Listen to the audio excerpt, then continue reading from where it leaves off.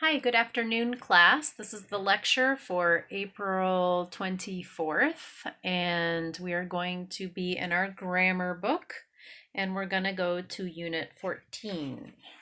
Looks like this, Unit 14, and it's on page 160. Okay, we're going to talk about in this chapter permission with can or may. Sorry, just dropped my pen. Can or may. Can and may are modal verbs. Okay, I talked about that a little bit the other day. So they're called modal verbs. Okay. There are several modal verbs. On Wednesday, we talked about can versus could. And could is also a modal verb. Okay. So, modal verbs. Now, a modal verb, as I said, is kind of like a helping verb. Oops.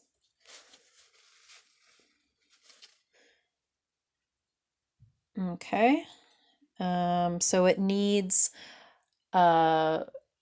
a base form of the main verb of the sentence to come after it. Okay. I think you will remember that. So, can and could. We're talking about permission in this chapter. Okay, so when do I use this? I wrote a few sentences down here. Okay, if we can see without, I'll turn off the light. Maybe that'll help. Yes, that's much better for you. All right, can I help you? All right, very easy sentence. You have heard the sentence before. If you go into a store or if you work at a store, you use this phrase a lot. Can I help you? Actually, I'm going to do that so you can only see one. Okay, so let's look at this and analyze the sentence structure. What is the main verb of the sentence? Hopefully you said help. Okay, help is the main verb. And can is the helping verb. Now, what is the subject of the sentence? I is the subject, and you is the object of the sentence. Okay, so you might say this, can I help you? Or may I help you? Okay, we can also use may instead of can, so I'll write may right here. May I help you? Now, which one is more formal, may or can?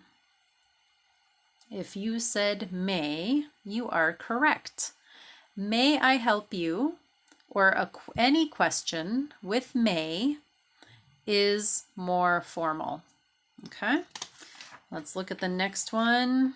This one is very common too. Let's say you are sitting in the classroom and you need to go to the bathroom. So you ask the teacher, may I use the bathroom? Or may I go to the bathroom? Okay, this happens a lot in classes.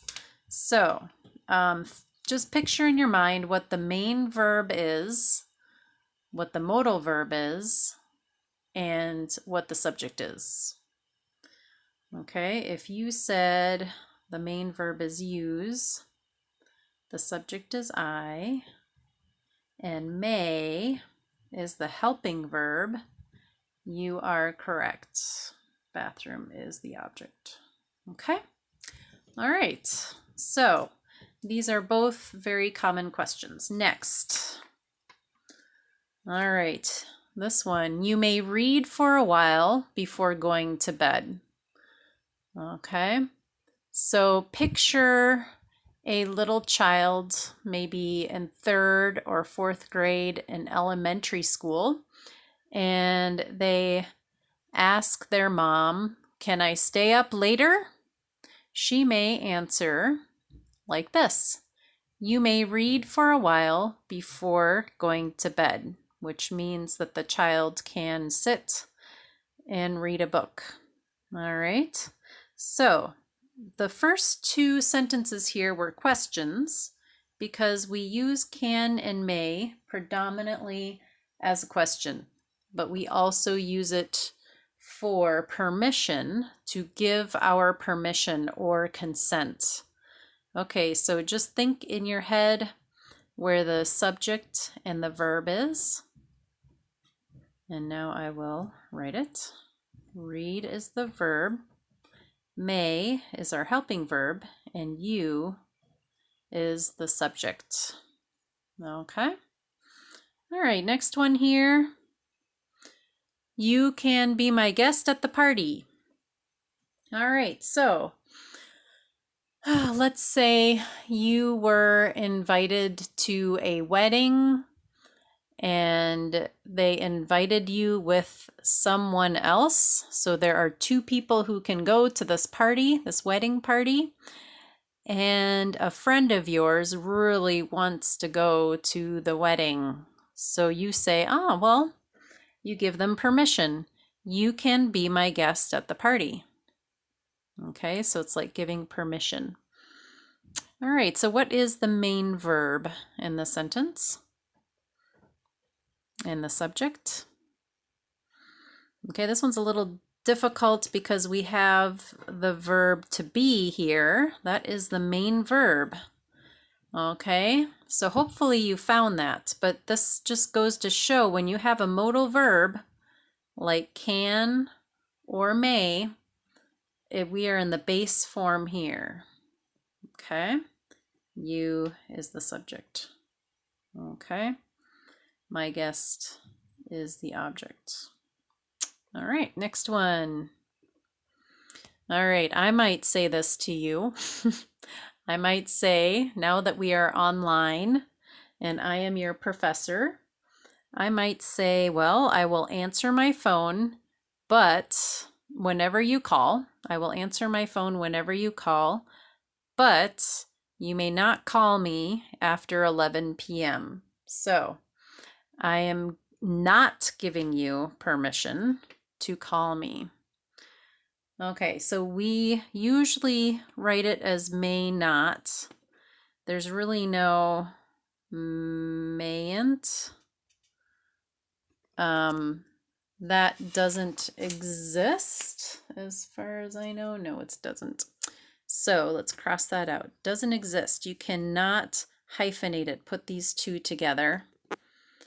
Okay, so here let's look for the verb is call, me is the object, and this is the helping verb may, you is the subject. Okay, so in this case, I am not giving permission for a student to call me after 11 p.m. Just FYI, I always turn my phone off. So for me, there's no problem because my phone is off. So you can call me. All right, next one here. You cannot cross the busy street by yourself. All right. Now I have an 8-year-old son and he thinks he can do more than he should. And sometimes I have to tell him what he cannot do. Okay, now this one, cannot, you can use can't. Like that. That is possible. All right, so look at the sentence and find the verb and the subject. Okay, hopefully you found cross as the verb and the subject is you. The busy street is the object of the sentence.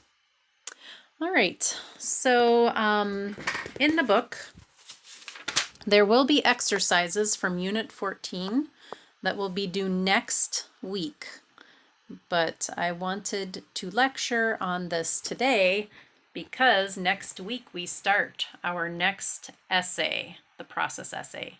So I thought I would give you this today. All right, I will see you this afternoon. Bye.